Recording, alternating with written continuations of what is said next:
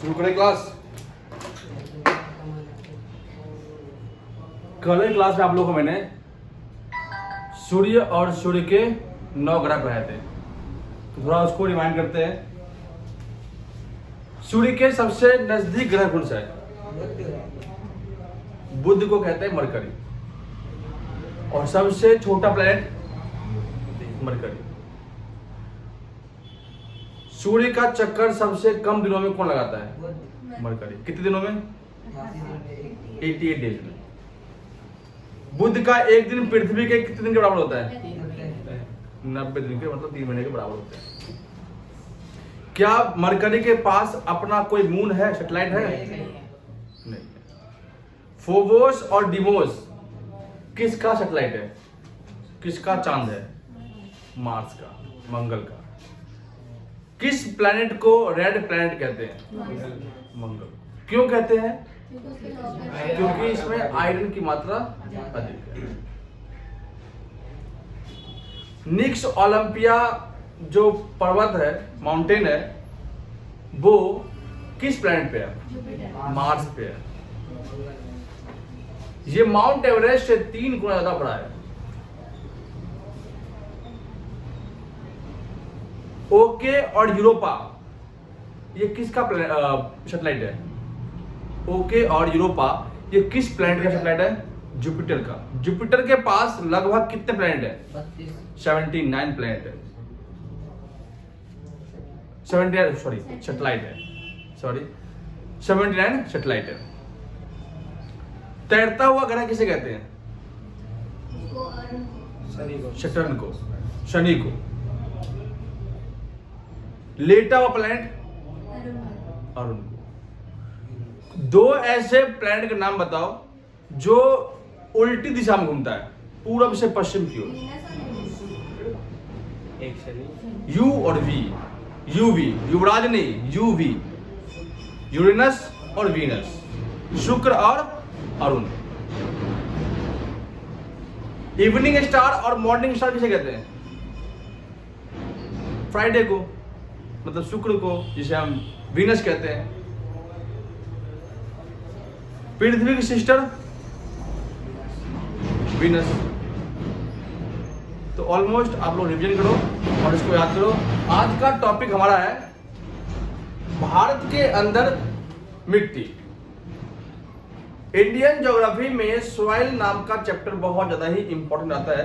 आप 9th class से भी पढ़े होंगे, 8th क्लास में पढ़े होंगे, 10th क्लास में भी है, और 11th क्लास की ज्योग्राफी बुक देखोगे ना, तो उसमें भी आपके इंडियन सॉइल के बारे में बताया जाता है। सॉइल को समझने से हमें बहुत चीजों की समझ आ जाती है। एक तो हमें सॉइल समझने से फॉरेस्ट समझ आएगा, 1।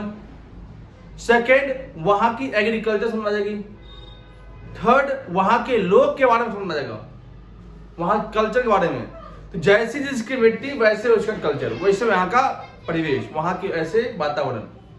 तो भारत के अंदर अमूमन तो 4 टाइप के मिट्टी को हम पढ़ते हैं, लेकिन ऑलमोस्ट हमने कितना लिखा दिया आपको? 1 2 3 4 5 6, 2 एक्स्ट्रा लिखवा दिया। अगर वैसे अगर आप देखोगे तो सॉइल में हम देखते हैं फॉरेस्ट माउंटेन को हम इतने काउंट नहीं करते, और एडिड सॉइल को हम इतना काउंट नहीं करते। करते किसको है? तो एलिवल सॉइल को, रेड सॉइल को, ब्लैक सॉइल को और लेटराइट सॉइल को। मतलब जलोढ़ मिट्टी, काली मिट्टी, लाल मिट्टी और लेटराइट मिट्टी। ये हमारे पास इंडिया के अंदर 4 बड़े स्तर पर फैला हुआ सॉइल है, लेकिन हम पढ़ते कितने प्रकार से है? 6। तो आप समझते हैं कि मिट्टी आया कहां से, ये मिट्टी बना कैसे। सबसे बड़ी बात तो यह है कि मिट्टी बनने की प्रक्रिया हुई कैसे। तो आपको पता होगा कि आज से लगभग 11 करोड़ वर्ष पहले, 11 करोड़ वर्ष पहले अंगारा और गोंडवाना लैंड का टक्कर हुआ, जिस कारण से हिमालय से पर्वत निर्माण हुआ। आपको बताया था मैंने कि हम जमीन पे हैं। जमीन पर क्या होता है कि अभी हमारा टेम्परेचर अधिक होगा। जैसे जैसे अगर हम 100 मीटर जमीन से ऊपर उठते हैं तो हमारा टेम्परेचर 1 डिग्री सेल्सियस कम हो जाता है। जैसे जैसे हम पृथ्वी को छोड़ेंगे ऊपर हमारा टेम्परेचर कम हो जाएगा। अभी हमारे पास टेम्परेचर किसका है, आप लोग यहाँ बैठे हो, सांस ले रहे हो, सांस छोड़ रहे हो, कार्बन डाइऑक्साइड की मात्रा बढ़ रही है यहाँ पे, इसलिए यहाँ पे हीटिंग हो रही है। आसपास गाड़ी चल रही है, उससे निकले धुएं। जब हम ऊपर जाएंगे तो हम इन चीजों को छोड़ देंगे। अमूमन आप देखोगे कि हम जब नीचे रहते हैं तो नीचे की हवा गर्म होती है, चाहे रात हो चाहे दिन हो। अब रात के टाइम एग्जाम्पल में, रात के टाइम में आप लोग छत पे 5th फ्लोर पर जाओ, 5th फ्लोर पे, और नीचे भी एक बार टहलो और एक बार ऊपर चले जाओ, तो नीचे के मुकाबले ऊपर की हवा ठंडी होती है। क्यों? क्योंकि ऊपर जो है एटमॉस्फेयर में ना तो ये हमारे सांस आते हैं, ना तो भैया गाड़ी के धुएं आते हैं, तो इससे क्या होता है कि ऊपर के वातावरण ठंडा हो जाता है। तो हिमालय के अंदर अमूमन पर्वत जो है लगभग 505 किलोमीटर, लगभग 4 किलोमीटर, 5 किलोमीटर, 7 किलोमीटर, 8 किलोमीटर ऊंचे पर्वत है। तो जब हम 100 मीटर ऊपर उठते हैं तो 1 डिग्री सेल्सियस हमारा टेम्परेचर गिर जाता है। तो जब हम 8,845 डिग्री ऊपर जाएंगे तो हमारा टेम्परेचर कितना गिर जाएगा? बिल्कुल 0 हो जाएगा। और जब टेम्परेचर ऊपर हम जाएंगे तो ऊपर क्या है? हवा है, एटमॉस्फेयर है, और एटमॉस्फेयर में क्या होती है? नमी होती है। तो जब वहां टेम्परेचर नहीं मिलेगा तो एटमॉस्फेयर में नमी आएगी, तो नमी के कारण क्या होगा? वो जम जाएगा।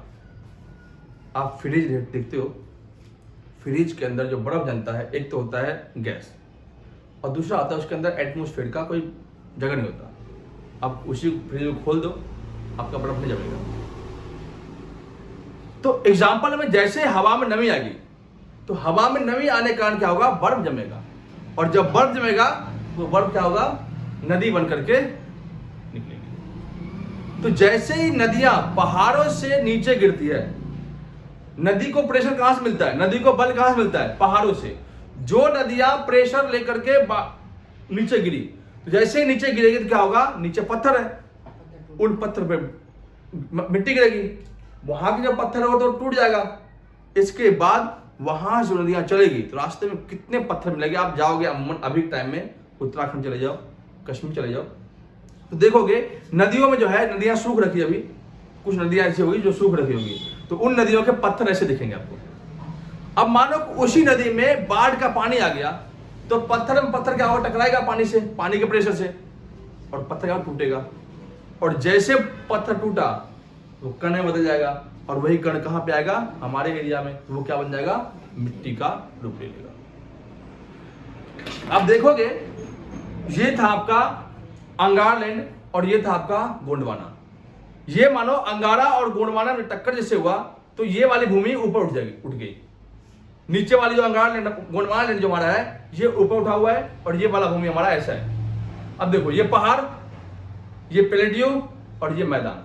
तो आज का मैदान जो है पहले इतना गहरा था, भर कैसे गया भाई? पहले तमाम नदियां, जितनी नदियां थी हम इस एरिया में गुजरती थी, लेकिन आज के टाइम में ये मिट्टी कारण से भर गया, इस कारण से ये बिल्कुल ऐसा हो गया, प्लेन हो गया।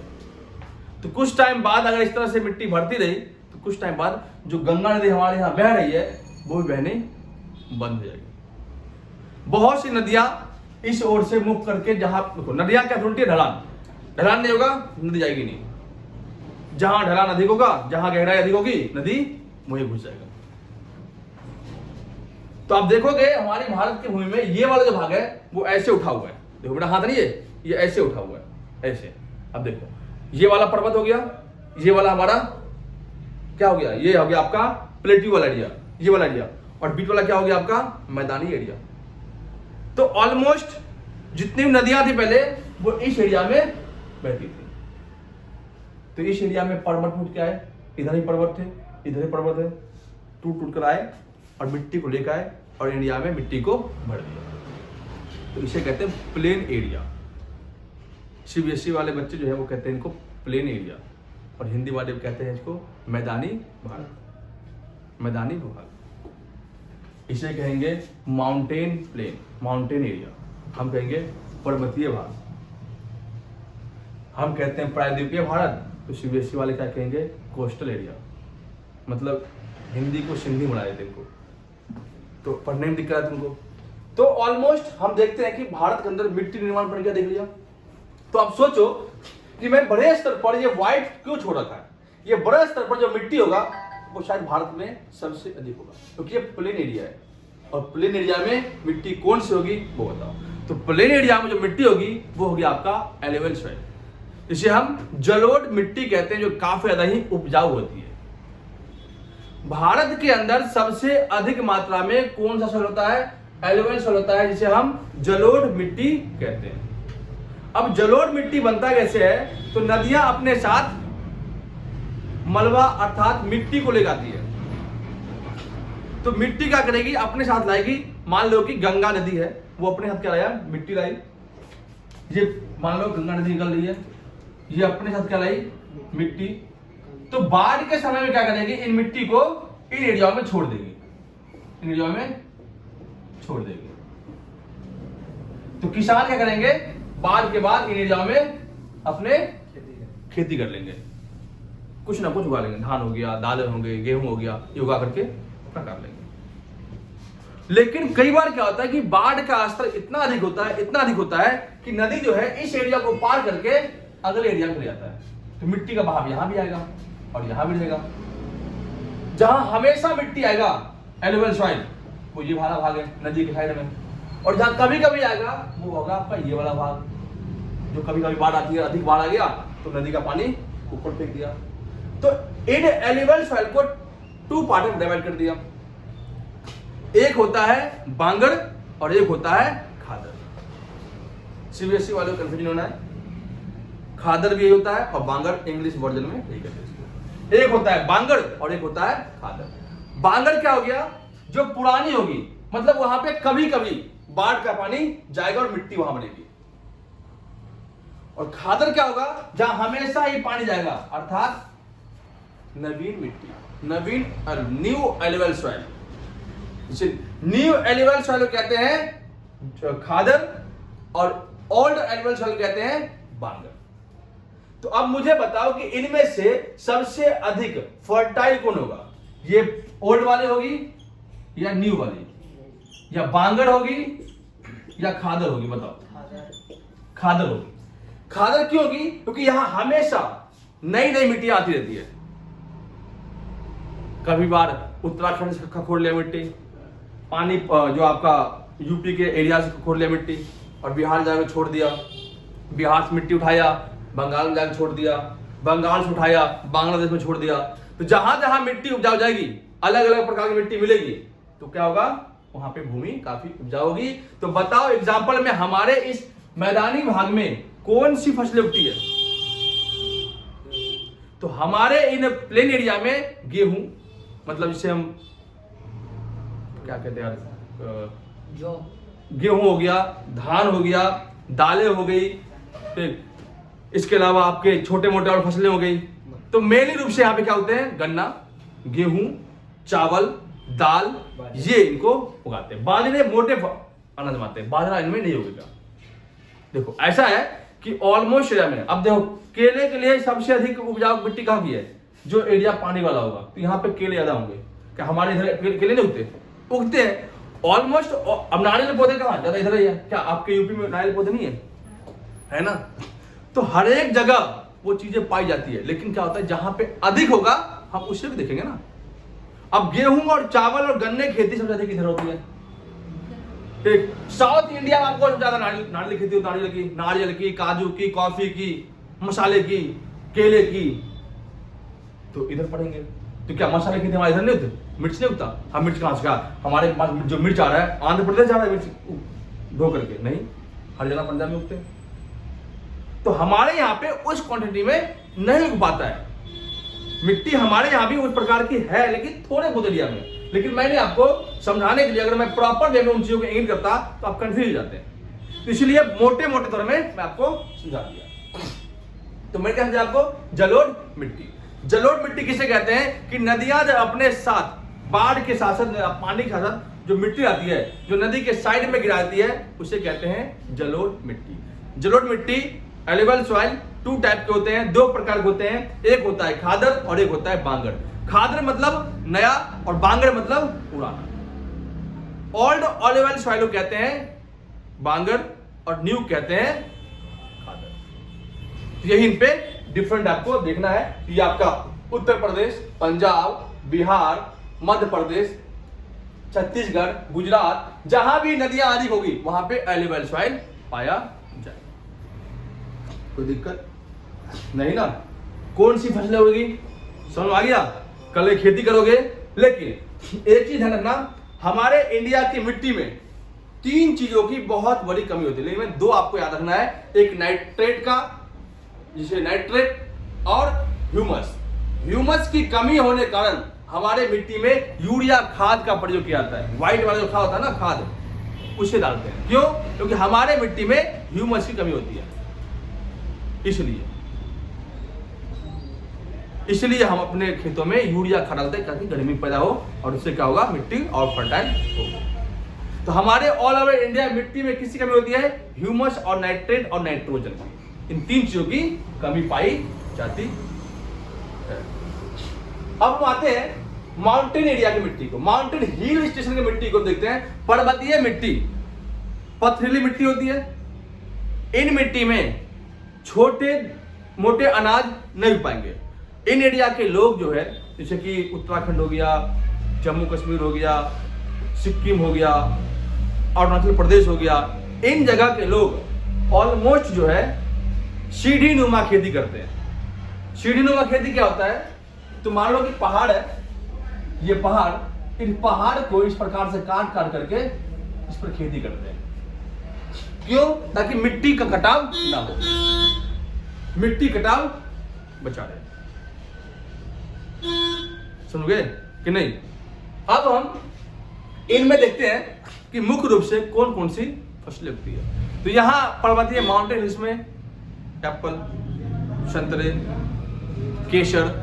तो कई बार पूछा जाता है कि केसर के लिए सबसे फेमस जगह कश्मीर, कहवा के लिए कश्मीर, चाय के लिए सिक्किम, दार्जिलिंग एरिया, संतरे और एप्पल के लिए कश्मीर, हिमाचल प्रदेश, उत्तराखंड, इन एरिया में। तो इन एरिया में ऑलमोस्ट ये सारी फसलें उगाई जाती है। ये आपको ध्यान रखना। अब अगला हम पढ़ते हैं लाल और पीली मिट्टी। 2 मिट्टी आपका हो गया, पर्वतीय, जलोढ़, अब होता है लाल मिट्टी, रेड या येलो सॉइल। देखो, लाल मिट्टी, लाल कलर इसलिए होता है क्योंकि इसमें आयरन की मात्रा अधिक होती है। जिस मिट्टी में आयरन की मात्रा अधिक होगी वो लाल दिखेगा, तो वो ऑलमोस्ट देखोगे वो मिट्टी उपजाऊ नहीं होती। उन मिट्टी में या तो मोटे अनाज उगा लो या हद मार के आप मसाले की सब्जी कर लो। तो मोटे अनाज में क्या होगा? जौ, बाजरा, दालें, मक्का, ये आपके मोटे अनाज है। तो ऑलमोस्ट लाल मिट्टी का लाल रंग होता है, लेकिन ये पीला क्यों होता है? तो जब मिट्टी के अंदर जल की मात्रा अधिक हो जाती है, ये येलो कलर दिखता है, इसलिए रेड सॉइल येलो सॉइल में कन्वर्ट हो जाता है। तो इनका क्षेत्रफल काफी ज्यादा बिखरा हुआ है। आंध्र प्रदेश, तमिलनाडु, कर्नाटका, इधर आपका उड़ीसा का थोड़ा भाग, छत्तीसगढ़ थोड़ा भाग का, इसके अलावा आपका तेलंगाना का थोड़ा भाग, इन एरिया में लगभग आपको क्या है, रेड एंड येलो सॉइल पाए जाते हैं। रेड सॉइल क्यों पाया जाता है? रेड क्यों कहते हैं इसको? इसमें आयरन की मात्रा अधिक होती है। इसमें कौन सी फसलें उगेगी? तो मोटे अनाज, क्योंकि ये उपजाऊ नहीं है। जो भूमि उपजाऊ नहीं होती वहां पे बंजर भूमि होती है, और वो भूमि में मोटे अनाज छोड़ दो, वो उग जाएगा।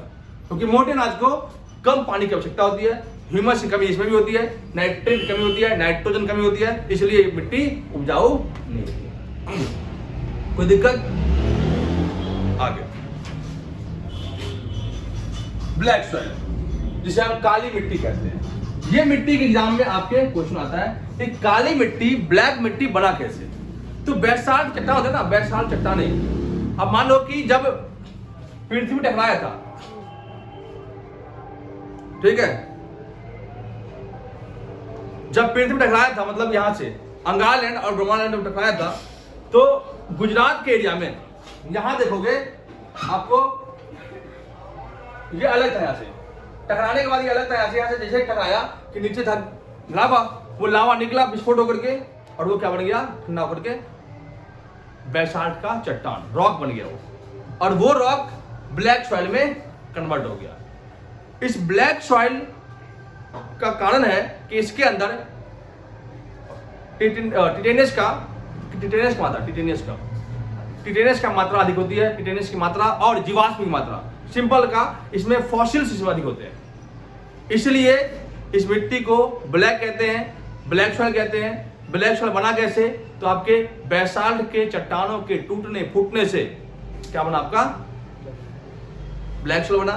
ब्लैक सॉइल में फॉसिल्स की मात्रा अधिक होती है, इसलिए अभी भी अगर आप महाराष्ट्र की भूमि को खोदोगे तो नीचे आपको फॉसिल्स मिलेंगे, मिनरल्स मिल जाएंगे। इसलिए आप देखते हैं मुंबई है कहाँ पे है? मुंबई है इस एरिया में। ये टॉपिक आपका है मिनरल्स का, तो मिनरल्स बताओ क्यों ऐसा मिनरल्स क्यों पाया जाता है यहाँ पे? इसके अंदर एल्युमिनियम, चूना, इस मिट्टी के अंदर क्या पाया जाएगा? एल्युमिनियम, चूना, लोहा, नाइट्रोजन, ये सारे चीजें इसमें पाई जाएगी। ठीक, इसके बाद हम देखते हैं कि ब्लैक सॉइल को हम रेगुलर सॉइल भी कहते हैं। कई बार कहते हैं कि रेगुलर सॉइल किसे कहते हैं? तो ब्लैक सॉइल को हम रेगुलर सॉइल कहते हैं। ब्लैक सॉइल के अंदर क्या उगाएंगे? तो मोटे अनाज में मुख्य रूप से कपास की खेती होती है। कॉटन की खेती सबसे अधिक आपको महाराष्ट्र में मिलेगा, और ग्रेप्स की खेती, अंगूर की, नासिक इसके लिए फेमस है। तो ब्लैक सॉइल सबसे अधिक महाराष्ट्र में है, थोड़ा बहुत मध्य प्रदेश में, गुजरात में भी है, कर्नाटक में भी है, लेकिन हम पढ़ते कहां पे? मेन रूप से महाराष्ट्र के अंदर। ठीक, ये हो गया आपका ब्लैक सॉइल। अगला आपका लेटराइट सॉइल। अब लेटराइट सॉइल जो है आपका टोटली कोस्टल एरिया में पाया जाएगा। क्यों? क्योंकि मानसून का आगमन इन एरियाओं में पहले होता है। अधिक रेनफॉल आपको, बारिश यही देखने को मिलेगी। तो यहां पे जो वन होंगे वो आपको एवरग्रीन फॉरेस्ट होंगे। तो जहां पे एवरग्रीन फॉरेस्ट होगा वहां पे क्या होगा? ज्यादा उसकी भूमि में क्या होगी? ह्यूमस होगी, नाइट्रेट होगी, नाइट्रोजन होगी। क्यों? क्योंकि इन एरिया में जो पेड़ होंगे वो लंबे लंबे पेड़ होंगे, मोटे पेड़ नहीं होंगे, क्योंकि इन एरिया में घने इतने पेड़ होंगे, जब जहां घना पेड़ होगा उन पेड़ों में मोटापा कम हो जाता है। एग्जाम्पल में आपके घर में 20 फैमिली है तो आपको पौष्टिक आहार ढंग से नहीं मिल पाएगा, और आप 2 इंसान रहो आपके फैमिली में, आपको पौष्टिक आहार पूरा मिलेगा, आप पूरा हट्टा कट्टा जाओगे। ये जेन्युइन है ना? तो जब इन एरियाओं में आपको मोटे मोटे पेड़ क्यों दिखते हैं? अब आम का पेड़ देख लो, बबूल का पेड़ देख लो, महुआ का देख लो, शीशम का देख लो, लंबे लंबे चौड़े हट्टे कट्टे पेड़। लेकिन इन एरियाओं में आपको पतले पतले पेड़, लंबे लंबे पेड़ मिलेंगे, जैसे कि बांस का पेड़, बैम्बू का, नारियल का पेड़, क्योंकि इन पेड़ों को धूप जो होती है और ये एक दूसरे से संघर्ष करके ऊपर भागता है, धूप पहले मैं लूंगा। तो इसमें क्या होता है? इनकी हाइटें लंबी आती है। तो जब इनमें क्या होता है कि पतझड़ होता है, पतझड़ होता है, लेकिन यहाँ पे मल्टी टाइप के यहाँ पे क्या होता है? ट्री होते हैं, जिस कारण से क्या होता है कि पत्ते कभी किसका झड़ गया, कभी किसका झड़ गया। तो जब पत्ते नीचे जाएगा तो मिट्टी में जाएगा, पत्ते सड़ गए क्या बन जाएगा? खाद बन जाएगा। वो क्या करेगा काम? ह्यूमस से काम। तो ध्यान रखना, जिस मिट्टी में ह्यूमस अधिक होगी वो मिट्टी अधिक फर्टाइल होगी। तो इन मिट्टी में क्या हो गया पता आपको? काजू, कॉफी, केले, नारियल, ये हो गए। तो काजू, कॉफी, काजू के लिए फेमस एरिया कर्नाटका, कॉफी के लिए कर्नाटका, केले नारियल के लिए केरला वेरला जो है। इन एरिया में देखोगे आप चटनी भी के नारियल की, ऑयल भी नारियल के, खाना है केले के पत्ते पे। तो ऐसा कोई कल्चर नहीं है, क्योंकि वहां पे चीजें ऐसी है, इसलिए वो जो केले के पत्ते पे खाते हैं। एक प्रकार से लोग शुद्ध भी मानते हैं। प्यास लगी नारियल पानी पी लो। हमारे यहाँ पे दिल्ली में क्या है? 60 रुपए में नारियल मिलता है, वहां पे 10 रुपए में नारियल मिल जाएगा, पूछते नहीं वहां पे कोई। केले देख लो, 50 का दर्जन है, वहां देखो केले के चिप्स, केले की सब्जी, केले का ये, केले का वो मिलते रहते हैं साउथ के अंदर। तो ये आपका एक प्रकृति का नेचर है, जिस कारण से यहाँ पे इस प्रकार की चीजें पाई जाती है। क्या पढ़ा दिया? Laterite soil. अब अगला आते हैं मरुस्थलीय मिट्टी, मरी भूमि। इसका नाम ही है एरिड सॉइल। मरी हुई क्यों है? ये राजस्थान हो गया, ये गुजरात का एरिया हो गया, थोड़ा बहुत आपका हैदराबाद हो गया, क्योंकि इन एरिया में पानी का अभाव है, आपको पता होगा ये अरावली हिल्स जो है मानसून को रोकने का काम करती है। तो जहां बारिश कम होगी वो एरिया क्या होगा, बंजर हो जाएगा। तो अरावली हिल्स को क्या हो गया, काट दिया गया। तो जैसे काट दिया गया तो मानसून यहाँ रुक नहीं पाता है, तो ये मरुस्थलीय भूमि जो है बढ़ता ही जा रहा है। तो आज जो है, आज के टाइम में सरकार ने योजना बनाया है कि लगभग 1500 किलोमीटर तक 100 मीटर के चौड़ाई पे पौधा लगाया जाएगा, पौधा, वो भी कहाँ, अरावली हिल्स के साइड में। सेंट्रल गवर्नमेंट का एक वो है, ताकि जो मरुस्थलीय भूमि बन रही है उसको कम किया जाए। तो मरुभूमि में क्या उगेंगे, मोटे अनाज, मूंगफली ले लो, बाजरा ले लो, बाजरा, दाल ले लो।